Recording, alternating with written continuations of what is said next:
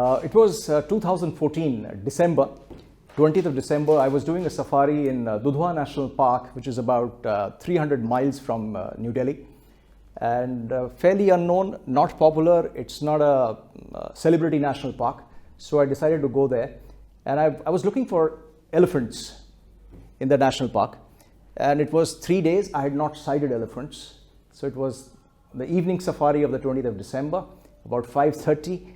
And at a bend, the moment we turn about 100 meters ahead, we see two elephants right on the track, stopped.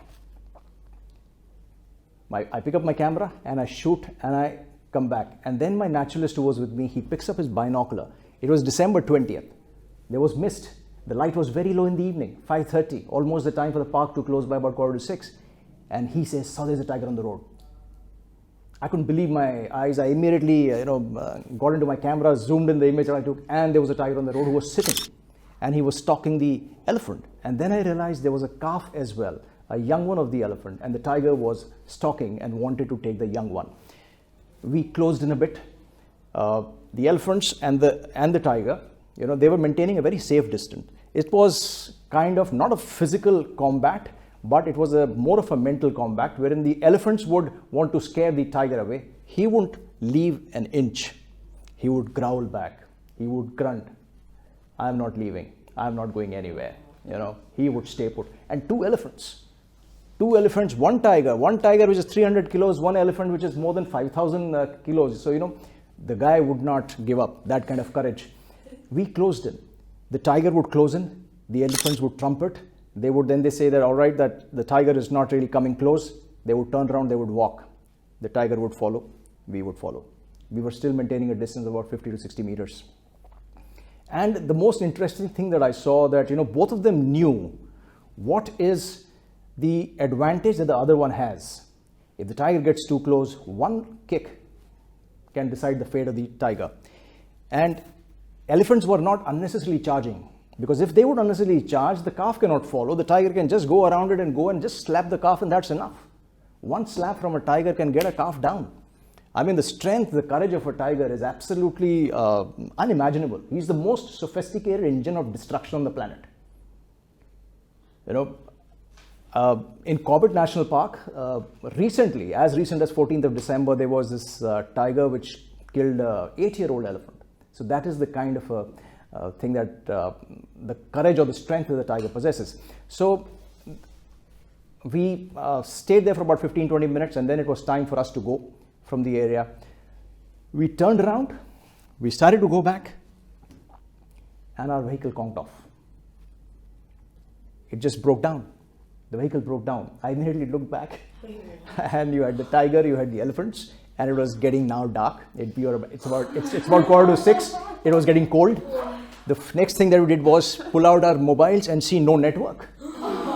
So we put it back. So I asked the driver, "You got 5 minutes to figure out what's wrong with the vehicle, without getting off. Because, getting off, I don't want to attract attention of the elephant or the tigers. Even if one retaliates via history. Anyone." So we had no option. So we waited for 5 minutes, started to get dark. Fortunately, what happened at that point in time was that we just decided that, let's just stay put for a while. So those 5 minutes became 10 minutes.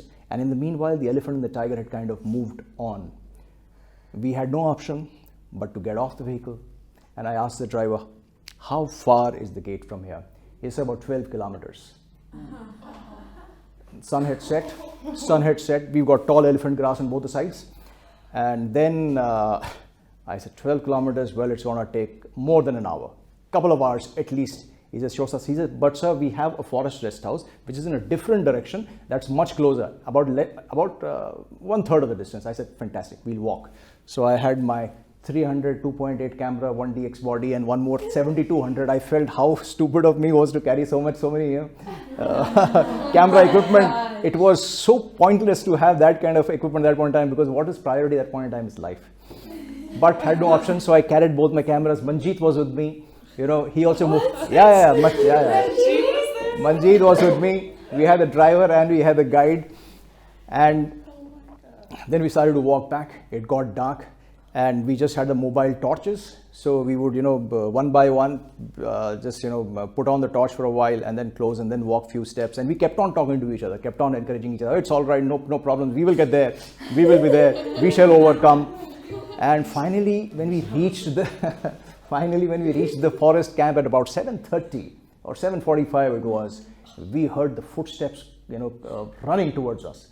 And some footsteps came running, and suddenly some searchlights was flashed on our faces, and there were 4 guards who had guns like that, straight. So they thought they were poachers, that we were poachers. The moment, fortunately, I decided to carry my camera. So the moment they realized that, cameras, so they're most likely a tourist, they recognized the driver who was a local. And that kind of, the trigger didn't go off.